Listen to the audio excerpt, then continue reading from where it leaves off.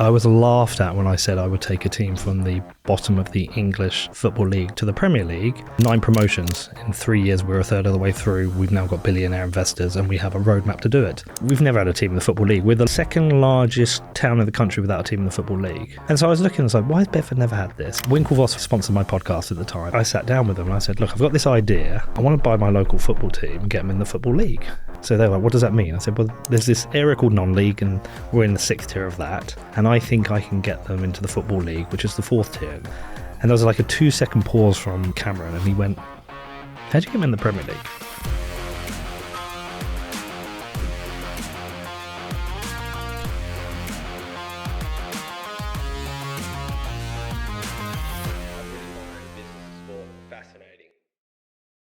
Peter, I'm so excited for this. I've been really looking forward to this. I think it's probably one of the most unique stories in sport, in modern finance. So thank you so much for joining us first. Not a problem. I do just want to start there. We were chatting outside and you quite rightly said, listen, this is the podcast. And I'm like, yeah, shit, I should actually ask it in it. How did you first discover Bitcoin? Let's start there before we move to the club. Yes. Okay. So back in 2013, I was working in what we would call digital advertising. That's the romantic side of it. We were building websites, social media, etc. And one of my friends called me up and said, Pete, there's a website you can buy cocaine on. It's called the Silk Road. I was like, what? What are you on about? And he said, yeah, no, there's a website you can buy cocaine. It gets delivered to your house. I was like, what? He's like, yeah, it's called the Silk Road. And you need the single Bitcoin. I was like, Bitcoin, I've heard about that. I was like, okay. I was like, have you used it? And he said, yeah, it's incredible. It's like Amazon. It's got every single drug, and you can order the dealers in terms of their reviews. You can find who's got the best cocaine. I was like, this is mental. So I went on a website called Local Bitcoins. I bought a Bitcoin. It was about £80 at the time. I went on the Silk Road, which on the dark web, which takes a bit of time to get your head around it, and ordered myself a couple of grams of cocaine, and 2-3 days later, a little Amazon-style package turns up at my house with cocaine in it. By the way, anyone listening, I don't take drugs anymore. That was a period in my life. But yeah, no. So I had about a year of buying cocaine on the Silk Road. And I went through a divorce during that period and ended up becoming quite the addict. And yeah, it was a lot went on that year. I mean, I'm working in London. I set up an agency in London, and I'm working down in London. And I'm doing a little bit of trading, but I'm not buying and selling real Bitcoin. I'm on a platform called Plus 500, and I was doing CFDs. Yeah. And it was wild because I had a good job. I made okay money, but nothing crazy. It was a low 6-figure, a good year with bonuses, maybe made £120,000. But with 2 kids and a mortgage and a habit, that goes quick. So I started trading, and I remember I'd put in orders overnight, and I'd maybe make £3,000-4,000. I was like, this is crazy. And then other ones, the market would crash, and I'd get leveraged out. I'd get stopped out. So I didn't properly accumulate. And then I also started trade. I remember one night I was trading Tesla during the period. And I used to just sit there and I'd buy, sell during the day. I thought it was a genius. I was just guessing. And I had a order go in that I didn't close out before the end of the day. And I think I was short and with leverage, 10x leverage. And then Tesla had some incredible announcement over that night. And I woke up in the morning, I was like 15 grand down. I remember calling my fiance at the time. I was like, oh, look, something's happened. I need to talk this through with you. And she was very cool about it. And she was like, yeah, you should probably stop that. So I did. And I closed my account, and I was like, I was done with the world of trading. But roll on to the end of 2016, my mum's very seriously ill with cancer. She had ovarian cancer. She was weeks away from death, and we wanted to get her some cannabis oil for therapeutic treatment. And so my dad was like, how do we get this? And I was like, well, Dad, do you remember that time I was doing lots of drugs? He's like, yeah, well, there's these websites, you need Bitcoin. So he gave me, I don't know, Bitcoin at the time was about £600. So when I bought a Bitcoin, bought some cannabis oil, then sadly Mum passed away. That was early January. And so I went back onto Coinbase to resell the Bitcoin, and there was this other thing called Ethereum. But at the time I was like in limbo. I'd got divorced. I'd quit advertising. I'd got fed up with that industry, and I didn't know what to do with myself. So I was looking at this Ethereum and Bitcoin. I started reading about this blockchain revolution, which is all bollocks. And just bought I the 35 grand I had in my bank account. I just YOLO'd that all into Bitcoin and Ethereum. And that whole 2017, I was trading. I was just, and again, I thought I was a genius, but I wasn't. It just everything was going up. I was just lucky. And I traded that 35 grand up to, it was about 1.3 million pound. And then back down again by, I think it's by about March 2018, I was down to about 60 grand. But there's a few little stories in that. So a really funny one is I remember at Christmas I booked, because I'd been making money, I was like living the life. I bought a Breitling and I bought a new car and was flying business cars like a proper twat. He's just made a bit of money. But I remember at Christmas I was with my dad at Center Parcs and I'd taken my kids. And my dad was saying, look, you've made a lot of money. Why don't you just sell some? You could buy 3 or 4 houses and you could protect your investment. I was like, oh, but I think it's going to go out higher. It's like, yeah, but what if it doesn't? So I agreed with my dad. I was going to sell half it, about 600 grand. And at the time in Bedford, I mean, this is back in 2017. You could probably buy a decent mid-terrace house for 150,000. So I was going to buy 4 of them. And I'm sat there on my laptop and my daughter, she's about, I don't know, she must be about 4 years old at 2017. How old was my daughter at the time? She was born in 2010. She was 6. She was 6 at the time. And she runs over to the table where I'm at. And I've got a glass of wine and my laptop open. And she smashes into it. The glass of wine falls onto the laptop and it fries the laptop. So I'm like, ah, shit. So, okay, Dad, I'll do this next week. And then I just never did it. End of January, Bitcoin crashes. All the shit coins I owned crashed. And by March, I had about £60,000 of Bitcoin left and a tax bill. And then that was like the period where I was like, okay, time to rethink life. So yeah, a lot happened. How does Real Bedford come into it? And where did that first seed of an idea come to be? There's a big bit we need to tell before then. Sure. So what happens when I'm running every day and I discover a podcast by a guy called Rich Roll. I don't know if you know Rich Roll. Yeah. So I'm running, and also because my mum's got cancer, she went vegan. So I went vegan with her. And so this vegan ultra athlete was like, oh, this guy's amazing. So when I'd go running, I would listen to his podcasts. And I went home one day, I remember I searched Rich Roll on Google, and I found that he had this event in Italy, in Florence, and it was like a yoga vegan whatever. So I call up, what's her name, Mel, the girl organising it, and I said, are there any places left? She said, there's 1 place left. I was like, okay, can I have it? And so about a week later, I get on a plane, fly to Pisa, get in a car and go to this event. And there's basically about 40 people who've just come together, and we all spend a week doing yoga, running and hanging out. And there's a note from Rich on my bed, which basically explains, thanks, Pete, I understand what you've been through. And I end up reading his book, and he was in a very similar scenario. His marriage broke up on the honeymoon, so even more premature than mine. And so anyway, so I do this whole trip, and at the end of it, he has these private meetings with everyone. He said, like, stay in touch, and if you're ever in LA, look us up. I was like, all right. So I go back and I book flights immediately to LA, and I call Rich and I say, look, I'm in LA. He's like, all right, come over to the house. So I did, and I just said, look, I love what you do. I love your job. I want to be a podcaster. How do I do it? And he said, you need to do the Pat Flynn course. This is the equipment you need. And so I go back to my buddy's place I had a friend who was living on Venice Beach. So I go back to his, I buy the equipment, I do the course. And I'm like, what subject am I going to do? I was like, I was buying Bitcoin at the time. So I was like, fuck it, I'll do it on Bitcoin.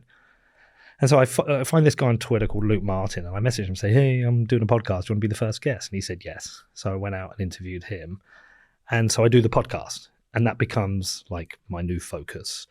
And I start that November 2017. So that's just before that Christmas when my daughter fries the laptop and before the price crashes. And so I get to kind of mid 2018, and I'm running out of money.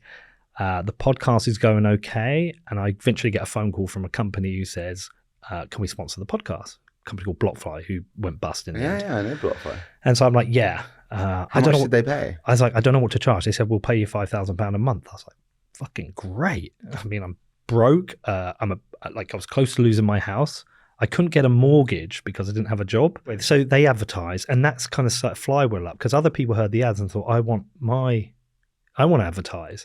And the show just grew really quickly. It went from thousands of listeners to shows doing over 100,000, which obviously that's when you're in a position where you can say, well, I'm doing millions over the year and people want to advertise.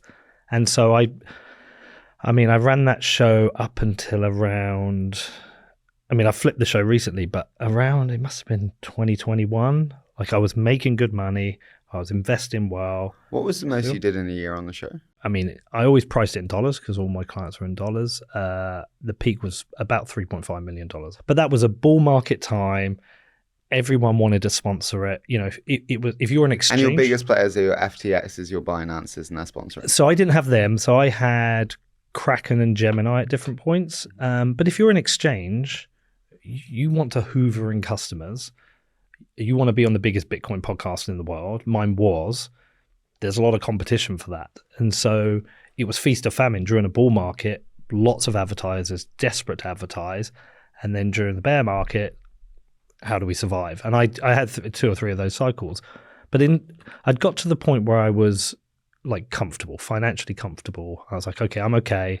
I'm not going to piss this away. I've protected my assets. But anyway, like 2021, I was like, I'm from Bedford. We've never had a team in the Football League. We're the second largest town in the country without a team in the Football League. I think it's Wakefield's the biggest, but they've got rugby league. And so I was looking, I was like, why has Bedford never had this? And I just figured out no one had ever done it. Winklevoss sponsored my podcast at the time, and we met up in Austin for our annual catch up. And so I sat down with them and I said, look, I've got this idea. By the way, will you renew the podcast? Yes. So I've got this idea. I want to buy my local football team and get them in the Football League. And so they were like, what does that mean? I said, well, there's this area called non-league and we're in the 6th tier of that. And I think I can get them into the Football League, which is the 4th tier, into the professional leagues. And there was like a 2-second pause from, I'm pretty sure it's Cameron. And he went, how'd you get him in the Premier League? I was like, well, if I had all your money, it'd be easy. I said, let me go away and have a think about it. And so I tried to buy Bedford Town, the biggest team in the town. They rejected my offer. And I was a little bit deflated. I was like, what do I do now? And then somebody said, look, there's this other team next door, Bedford FC. Are you interested in buying them? And I was like, yeah, I'll buy any team. And so I acquired them. And for how much? Undisclosed. So it's not a lot of money, but out of respect to who I acquired it from, we agreed it would be undisclosed. And I was like, okay, I need to come up with a plan. If you look at football, it's a game of numbers. I think every promotion, my view is 60% is your player budget, 30% is your manager budget, and 10% is your luck. In that, Leicester City didn't have the best playing budget, but they had a great manager and a lot of luck that year and won a league. And I think there was a time recently where Chelsea had probably spent the most money and had the wrong manager and didn't have a lot of luck and failed. But generally speaking, there's a correlation between those things. So I was like, well, if you need the best budget and all your money comes from sponsors, gate receipts, and burgers sold, how do I make sure we're the best? And I was like, fuck it, we'll become the Bitcoin side. If we become the Bitcoin side, I've got my Bitcoin podcast, which is the biggest in the world, and I'll just make everyone like our side, and I'll get all the sponsors. And it totally worked. I went around to all the sponsors and I said, this is the plan.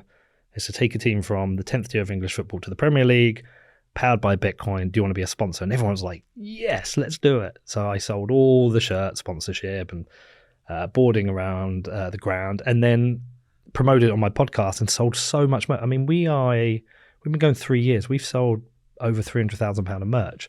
Most clubs at our level will be lucky to have sold £3,000 of merch.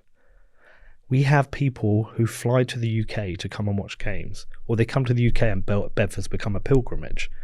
And so our finances have been really, really, we made £100,000 profit in the first season. I think it's like on 90,000.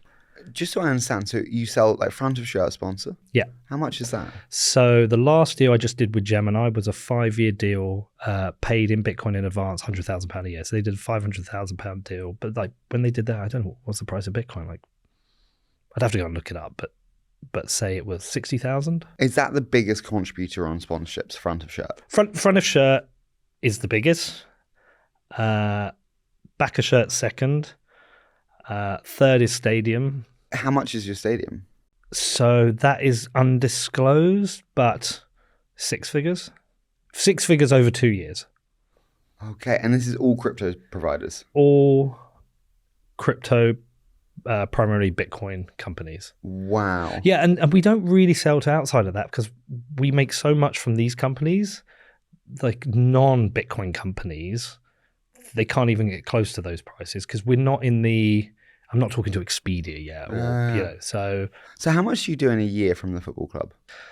So last year, I'd have to look it up. It's about £640,000 turnover. But last year, we spent probably 1.3 million. Whoa. But some of that we will depreciate because there's a lot of investment in the ground.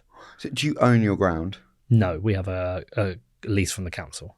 Okay. But when you're a fast-growing club, so the first 2 years we didn't lose money. We made money. Last year was the first year we lost money. But essentially your player wages tend to double each year if you want to win the league, which is a lot. Are you doubling your revenue? No. The sponsorships are 3-year deals, so they're about static. The merch is pretty static. The only thing that grows is your gate revenue. But that's not growing to keep up with those costs. And so we budget for this stuff. Like this year I've budgeted to lose, my expectation is we lose another 700,000 this year, up to 900,000. But we've done that because we're trying to win leagues and grow the club. There's a lot of, every promotion you get, you have something called a ground grading. So you have to build new stands, new infrastructure. I mean, if you come down to our ground at the moment, it's a building site. We're putting in a new fan zone with food facilities, new grounds. We're putting in a boardroom. There's lots of things we're doing to grow it. How many people come to the average game? So when I took over, they would get 40.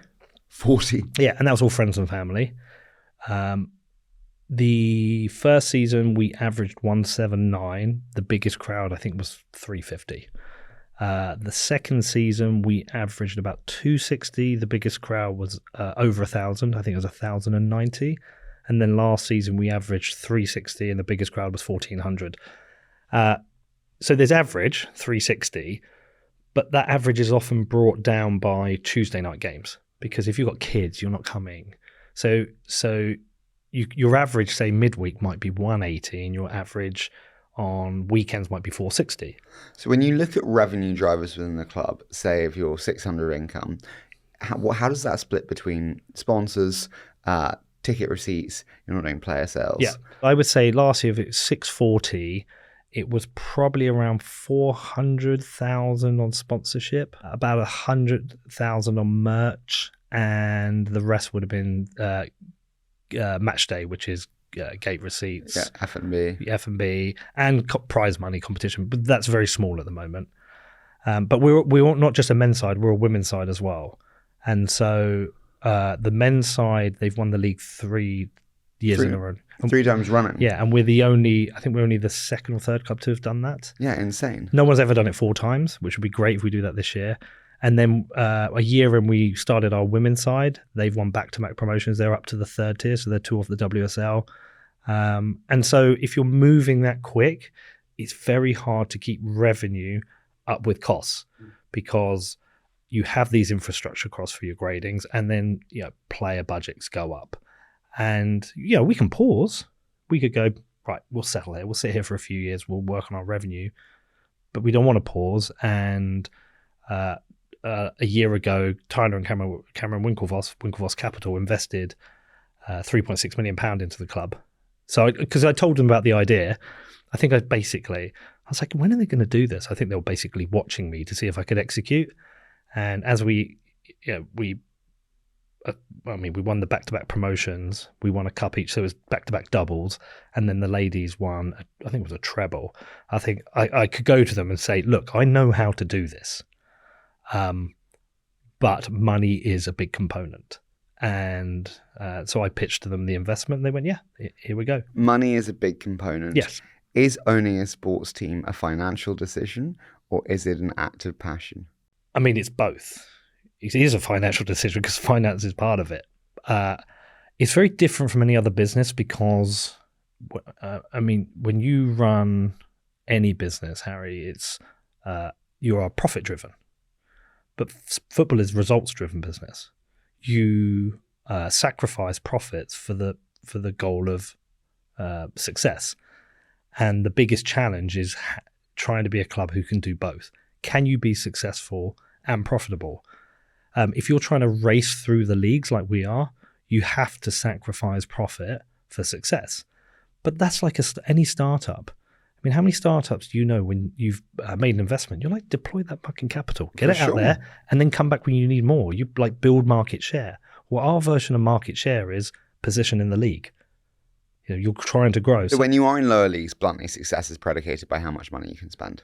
I think success in every league is predicated by how much you can spend. Look at Liverpool, what they're spending at the moment. I mean, they're about to sign Isak as well. They are trying to reinforce their position as the best team now in the UK, and Chelsea are snapping on their heels, and City want to come back. Go and look at the Championship. Who's going to want to get promoted? They're probably a 10 side who think we can have a go. We can at least make the playoffs. And the benefits of the financial benefits of the Premier League are so huge that does any club in the Championship make money? I mean, Wrexham are there now. Are they going to have a go? The interesting thing with Wrexham was I was surprised actually by how small their revenues were. Yeah. And that sounds very arrogant of me. They did about, I think it was like 18 to 22 million in revenue. And don't get me wrong, it's a lot of money. Yeah. It's not really when you look at Ryan Reynolds bringing in the biggest companies in the world to do transatlantic sponsorships and campaigns. Yeah. It's not a huge amount. But against their competitor set, it's good. Enormous. Yeah, enormous. And so actually, I think their revenues are good. I think they spent, 31 million so far to get where they are, which I've shared with my investors, and they're like, well, that's not a scary number. Look, the goal is you either want to be a local football club that supports a community down in step 3 or 4 with a healthy crowd, and you don't lose money, you do a job for the community, or you're going to be a club, a regional club that wants to be kind of EFL 1, EFL 2, again, do a good job, not lose too much money. Plymouth are quite good at that. Or you want to be established in the Premier League. I mean, that's the big goal. I mean, I was told, I was laughed at when I said I would take a team from the bottom of the English Football League to the Premier League. 9 promotions. In 3 years, we're a third of the way through. We've now got billionaire investors, and we have a roadmap to do it. So I like short odds. I was told I was an idiot for investing in Bitcoin.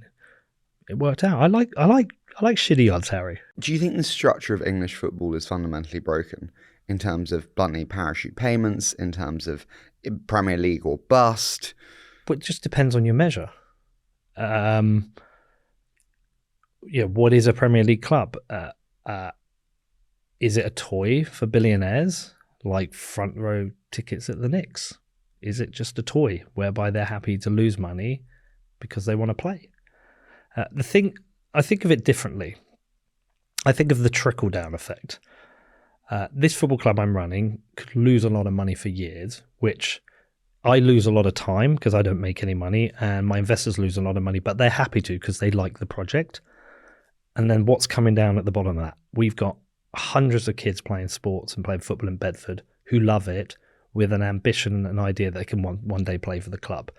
And so this ripple effect around the town has been huge of what we're doing. I mean, look, I like free markets, and if people want to invest in a football club and lose a bunch of money, it's kind of down to them, right? I mean, how else do you fix it? The only option is a salary cap. Literally the only option. But who are we to restrict how much money somebody can earn who has a talent? How would you like it if somebody said, well, Harry, your fund's doing too well. We're going to restrict you. We're going to put a cap on how much you can earn. And you'd be like, bollocks, that's my talent.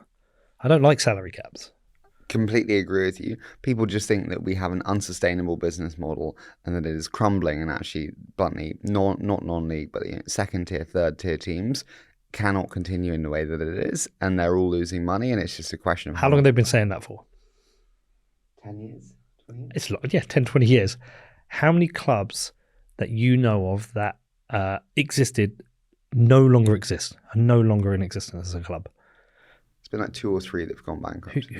But Bury? But they still exist. I think they're in our league this year. And they merged, Bury Town merged with Bury United or something. But Bury still exists. They did a merger. Yeah.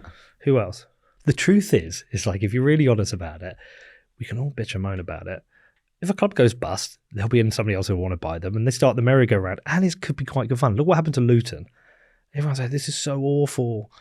You know, they're down in the National League, but they came all the way back to the Premier League, and what a ride. Like, let's just face reality.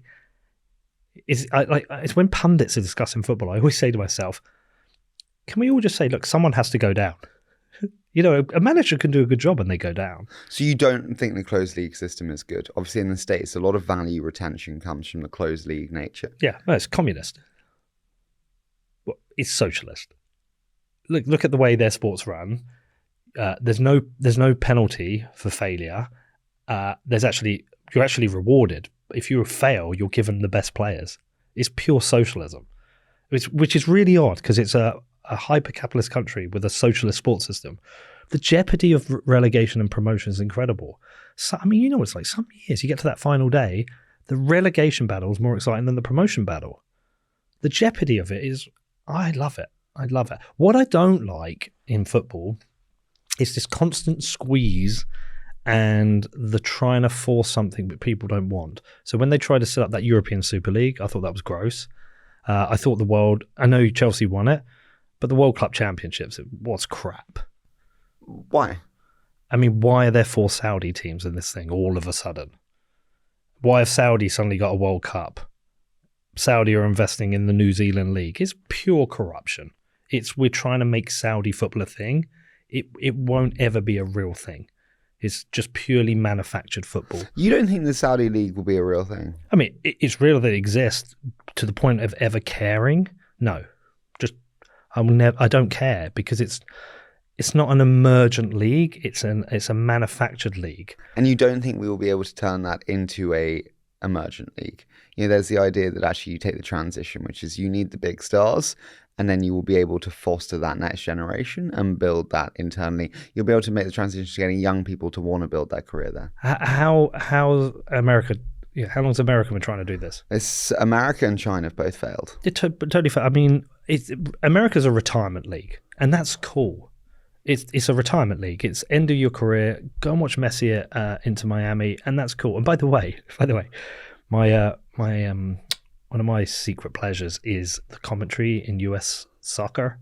I think the commentators are great. Why? Because they're just wild. They just go crazy. Have you never listened to it? No. Go and watch Inter Miami. Just watch their highlights and listen to the commentator. They're brilliant. But it's a retirement league. It's Beckham at the end of his career, Suarez. They're all people at the end of their career. You can invest in the MLS or you can invest in the Saudi League for long-term growth potential. Which one do you do? You've got to do one. How's long term is the long term? 5 to 10 years. And am I invested in a team or the league? The league. I'd probably go America, but I'm not a great investor. But do you think there's any way Miami sustain Messi leaving? Yes, they'll find the next Messi. They'll find the next one. They'll just pay someone to come and do it. They've always done that, and I think it's got better. I think the US football has got better, but it's still not great. It's mainly supported when you go to the games. It's a lot of the Hispanics are there. They're the one driving the crowds. They're the ones doing the songs behind because they're proper football people. What you said there about kind of the socialist nature of the American League, and I completely agree. It's so paradoxical compared to that kind of capitalist society. What would you most like to change about the English Football League and the way that we do it in our structure? I've got more I'd change about women's football than men's. Go for it. Okay, so I think they need to make the leagues bigger. They're doing it this year finally. They've taken the WSL up to 14, which is great. I think they all need to be up to 16. There's not enough games. They all need playoffs. I mean, on our leagues, only the winner goes up, and that's it. There's nothing for second, third. I mean, they should have a playoff. That would make it more interesting. That means, we'd pretty much won the league by Christmas. We knew we were going to win it. So what tends to happen? The incentive for the next team changes. But if you had a 14 playoff for that second spot, essentially half the league has a chance of making the playoffs. So there's an incentive to continue, and that incentive drives more money into the game, and therefore that leads to more people playing football. We've had so many owners on, dude, who don't want to get promoted because of the cost the cost increases that incur when you get promoted. I mean, it's the cost increases they're bigger jumps. Each jump in the women's game is like 2 to 3 in the men's. And I think others have found it difficult on the revenue side. Our women's side was operationally profitable last year. How are you profitable when no one else is? Just good sponsors. We've got a very good main sponsor, Galaxy. They pay front of shirt. They pay for our training kits. We sold our sleeve. We sold our backer shirt. So we're just very good at selling sponsorships. That got us to about our wage bill. And then what's the wage bill? I just wouldn't disclose that publicly because it's. I don't think it would have been the highest. I think Norwich would think ours was higher, but if you include, because they had a full-time manager, their budget was probably higher. We're not budgeting to win the league this year because we don't want to go into the championship because we're not ready. I don't want to go into the championship until we can afford to stay in the championship. How much money do you need to stay in the championship? I mean, I think you probably... I'll give a broad number. I think between 600,000 and a million. Wow. But that's all in. Infrastructure, staff, wages. You've got to have your team. I mean, your team's got to be full time. You're probably going to have at least 10 players on 20 to 38,000 a year. But there are players in the championship who are on £100,000 a year. And so, there's big costs. You've got to have medical in place. It's expensive. And again, how do you get the revenues there? Women's football's played on a Sunday. People don't drink as much on a Sunday. Ticket prices are lower. Women's football faces some headwinds men's football doesn't have. More injuries. Women face more injuries just because during, say, the menstrual cycle, there's a change to the body composition which leads to more injuries. That's an issue. That's an increased costs. But there are other things in the women's game they could do better. They've created this new which is the Championship and the Premier League, and they're kind of ring fencing it. And I think they're heading to a place where it's going to become, I think it might become closed loop. Because a lot of the teams were saying they don't want to invest in women's football because they get into the WSL and they come straight back down. And so they've expanded the league. I wouldn't be surprised if this ended up closed loop. They got increased budget for the FA Cup a few years ago, and they only deployed it after something like the 4th round, so all the richer teams got it.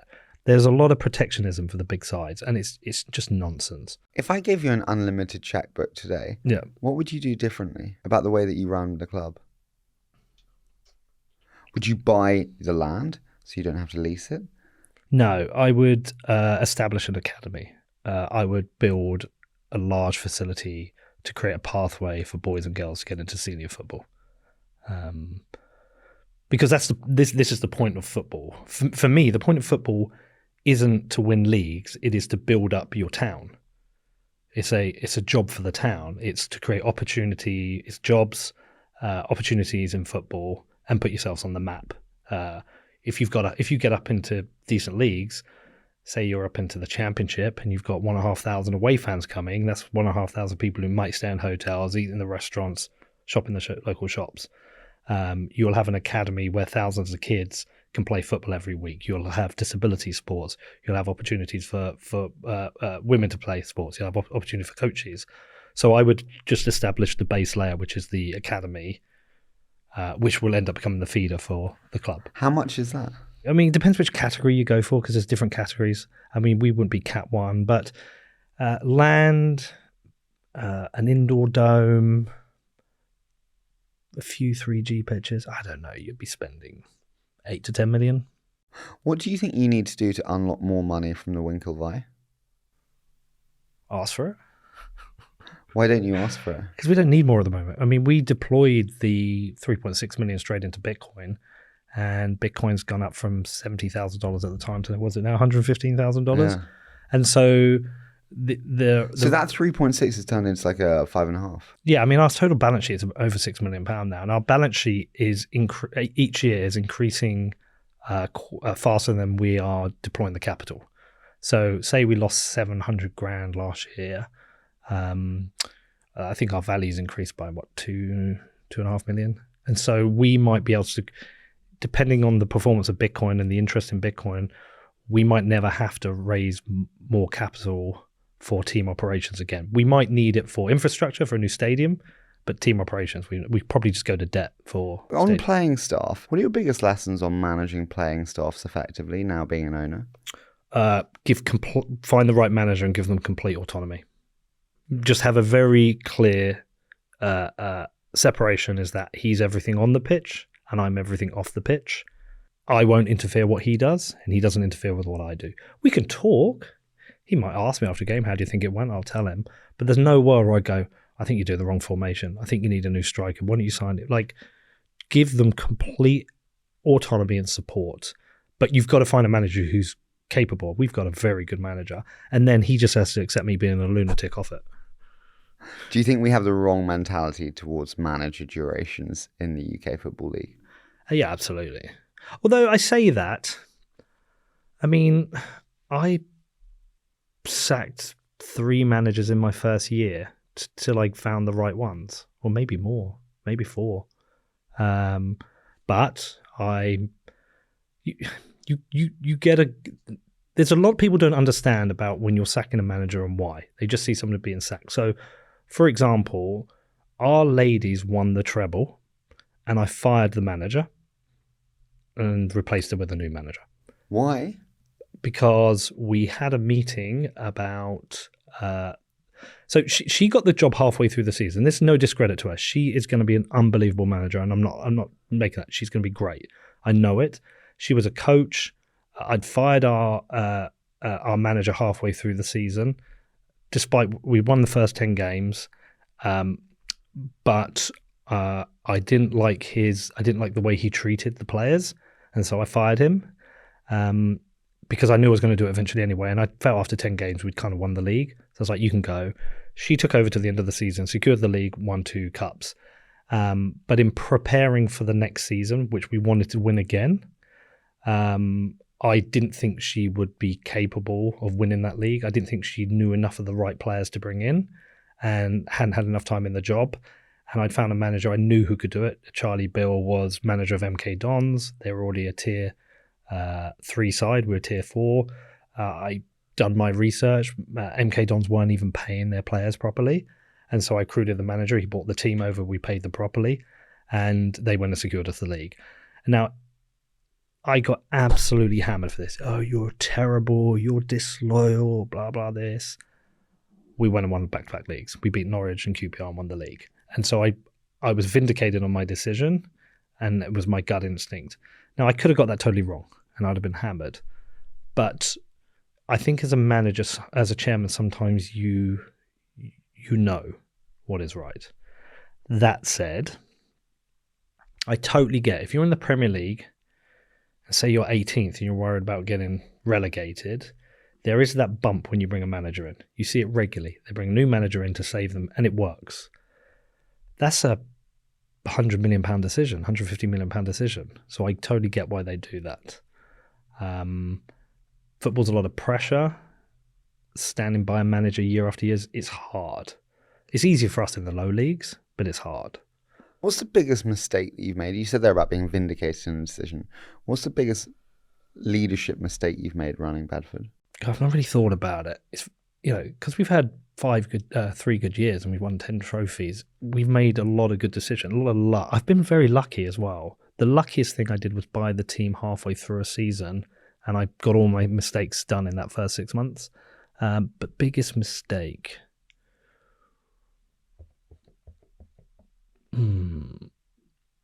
That's a really hard question because not much has gone wrong. What about duration of sponsors? I mean, look, there's little things like that. Most of them we've got 2+1 deals, and so that's been good for us. When you're securing a long-term deal. I mean, what I would have done in hindsight, I probably should have Should have worked harder on crowds. But our crowds have been okay. It's really hard because I don't think I've made. You can ask me life mistakes. I can tell you hundreds of them. But the football club, we've been. It's just gone perfectly. We've been very fortunate. Probably. Do you know what? My biggest mistake. I probably should have raised more money when I raised. I should have. I don't care about making any money out of this club, and so the amount of equity I have is irrelevant as long as I have that kind of golden vote. How much equity do you have? 55%. Okay, so it's just you and the Winklevi. And one other. Actually, I've got 53.5%. I gave 1.5% to another person who was involved in the deal, part of the Winklevoss deal, and I wanted him as a shareholder. But I don't care if I've got 53.5% or 3.5%, as long as I have the ability to control and run the club. The Zuckerberg golden vote. And so really, if I'm going to raise money and stick it all in Bitcoin, and I have conviction regarding Bitcoin, I should have just raised as much as I could. And just raised, I don't know, 25 million, and then that 25 million would be 50 million, and we would never have to raise again. Do you think that clubs are fundamentally not thinking about media the right way? When you look at the way that you've weaponized sponsors brilliantly well to fund the club in the way that you have done, in large part it's because of the attraction around being the first Bitcoin club, the naming that comes with that, the prestige. Clubs just don't get it. I think most clubs are boring. I mean, can you tell me any club? What does Chelsea stand for? American. What did Man U stand for? Sir Alex Ferguson. But what do they stand for as a club? What's their soul? If you go back and look at the history of football when clubs were established, their nicknames, it comes from where they were from in the community. Like Liverpool used to be a club that was really based around the working class community in Liverpool. Are they now? Of course they're not. Football clubs don't really stand for anything. You get the odd one like Forest Green Rovers, vegan, eco-communists. Dale Vince is a government grifter.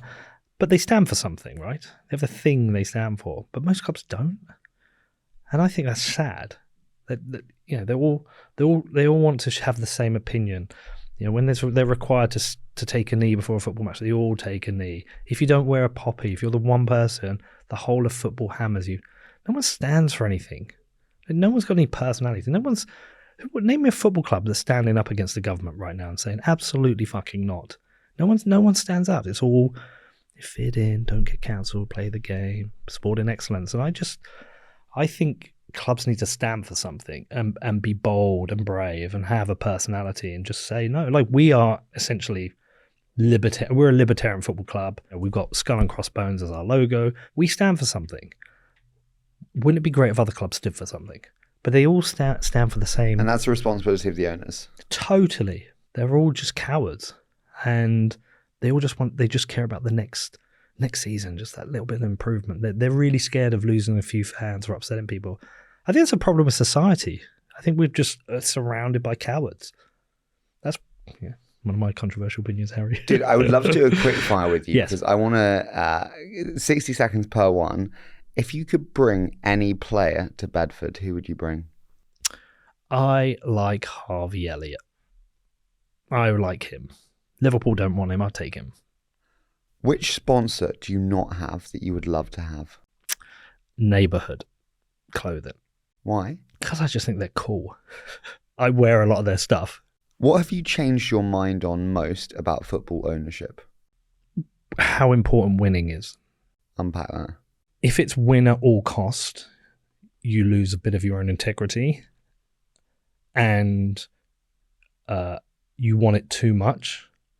And you make poor decisions. If you can be stoic about the results of a game, you become a better leader and you're able to make better decisions.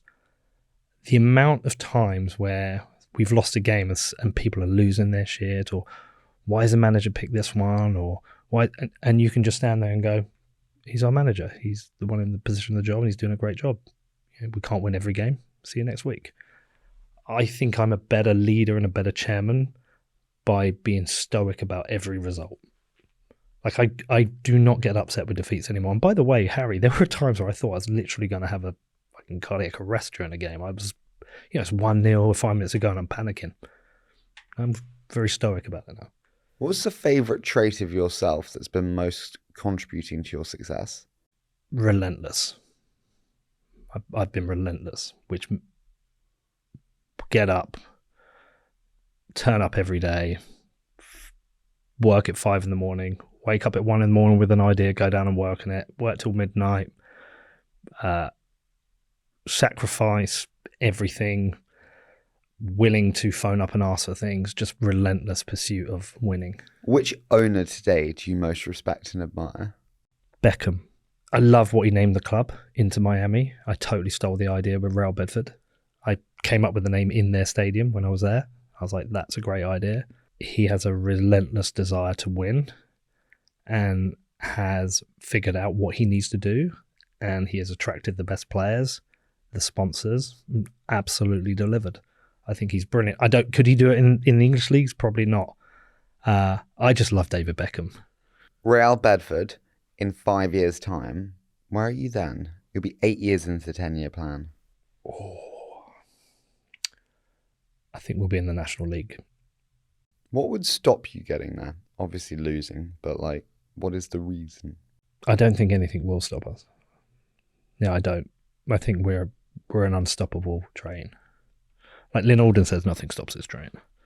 Dude, I love having you on. You know why? It's because you know this doing a podcast. You want people who are willing to say what they think.